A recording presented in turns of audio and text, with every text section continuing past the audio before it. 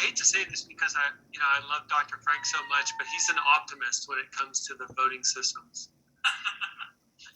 So my background, I was an operator really, but I had to do a lot of operational testing. Operators never want to do operational testing. It's you have to touch the acquisition system, and there's no thanks in it. Basically, the best thing you can do is be universally hated because you've told the truth, but your job when you go into that is to tell the truth no matter what, because it's your chance to protect the people that you've trained and worked with from getting systems that can't fight or can't survive or can't be maintained.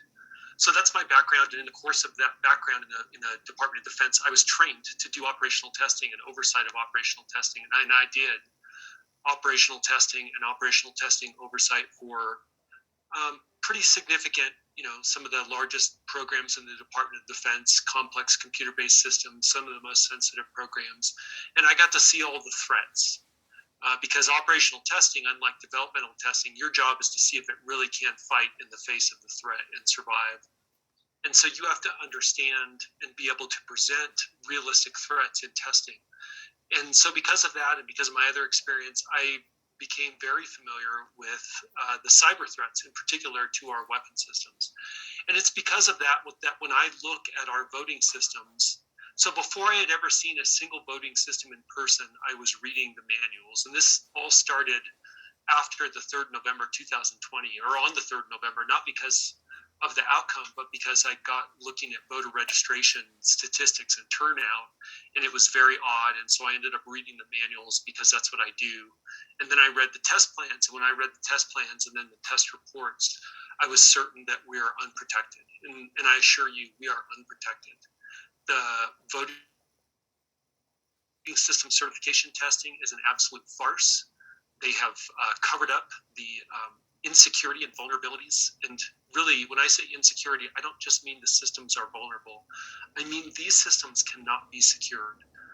And what I mean by that, universally, our voting systems are running the election management servers, which is like the heart of the voting system. That is where the tabulation is done. That is where, if there's adjudication, it's done. It's where reporting and tallying are done.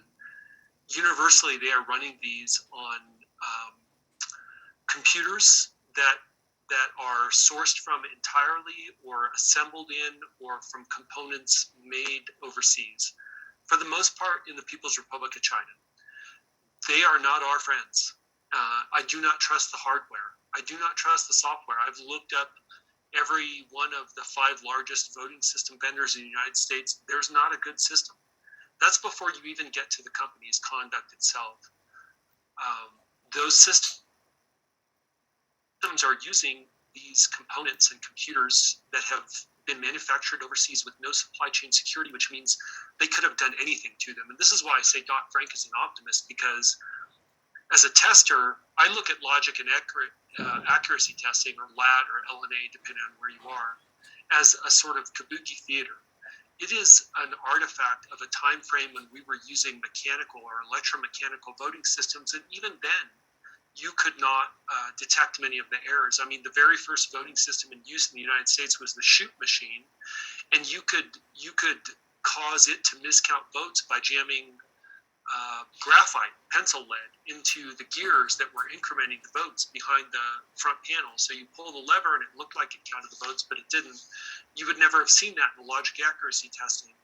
And it's much worse for computer-based systems because, as Dr. Frank indicated, it can change on a moment's notice, and it can change without any indication to the operator. That change can come from the hardware, and the hardware on your election management system servers, I promise you,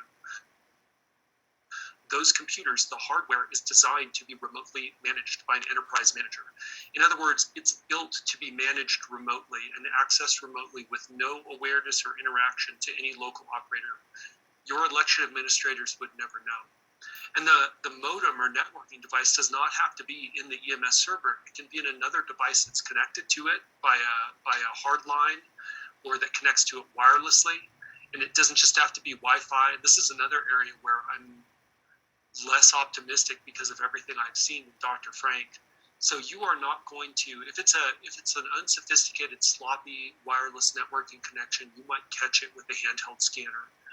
But if it's a sophisticated, like a distributed spread spectrum, or sort of a low probability of intercept signal, which is something I'm intimately familiar with from the other work that I did in the military, you will never see it with any kind of untrained operator in pretty sophisticated instruments. And you'd better be watching it really for weeks or months before you ever intend to use it, because it just takes a small bit of code or a small command.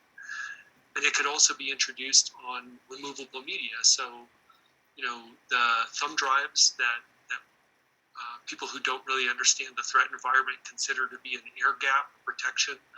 The Department of Defense does not consider air gapping to be a protection any longer. It doesn't keep you secure. It can only buy you time. And you need to do a lot of things in combination with it. The fact that these vendors are running their own formatting for those removable media tells me all I need to know, and I would never trust it. So I could talk more about the specific vendor. ES&S has been sanctioned repeatedly for lying to customers and to the EAC, and they can say whatever they want. I would say that EAC did not really catch them, that essentially a couple nonprofit citizen groups caught them, and they brought it to the media's attention. And because of the media's attention, Jerome Lovato, who I also don't trust, and came out of Colorado at the EAC, then sent a letter to ES&S and said, hey, you have to stop advertising your DS200s as being certified if they have that Telit modem chip in it, the cellular wireless chip. And they wrote back and said, oh, we didn't mean to mislead anybody. We told all our customers to take the EAC certified sticker off the machines. Well, what does that tell you? And that's not the first time. In 2000 to 2006, they had remote access software in their computers for their voting systems. Never told anyone. It came out Colonel Shawn after Smith, 2010. This is Matthew. Yes, sir. You got 2 minutes.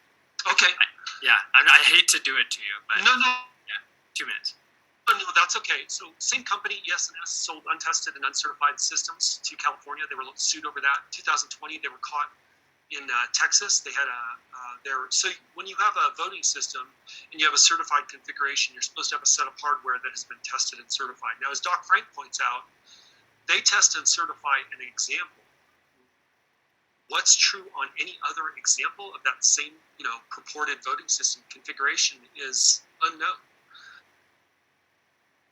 So that company, the same one that lied repeatedly and is still lying, that company asserted that what they provided you is the same as the version that was certified, and there have been no hardware or software changes. You have no way of verifying that. The only chance that an election official has is by comparing the hash files for the software that's loaded on that system. Well, in 2020, the Texas examiner, the voting system examiner, found that they couldn't match the hash file. EAC did an investigation, and I use the air quotes because they are not capable of investigating anything, nor are they independent. And then they said, well, the mismatch to the hash file signature for the software update was because they were using a thumb drive to update the software instead of a DVD, and so it didn't load this one bitmap image. And I would just say it doesn't matter why it mismatches. An election official, your government officials who are not computer experts, who don't have full access, who don't have complete access or control of the systems, will never know exactly what was different. They're being told that the reason is that image mismatch. It could be anything. So the point of all this is not that ES&S is bad.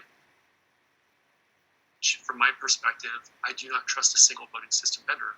I do not trust the voting systems. And this is from someone who tried to protect U.S. defense systems and saw the threats arrayed against them and understands what adversaries and capable cyber actors can do.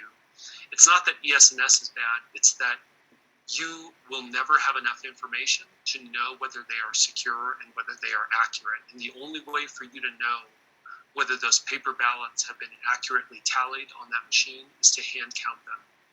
And for me, if you have to hand count them to be sure, and I assure you you do, you might as well just hand count them. It'll save a lot of time and money. Your citizens will be able to watch every count, and they will have confidence in their elections, and it will be warranted. So I'm happy to answer any questions and anybody who wants to follow up. thank you. We're strapped on. Yep, we're strapped on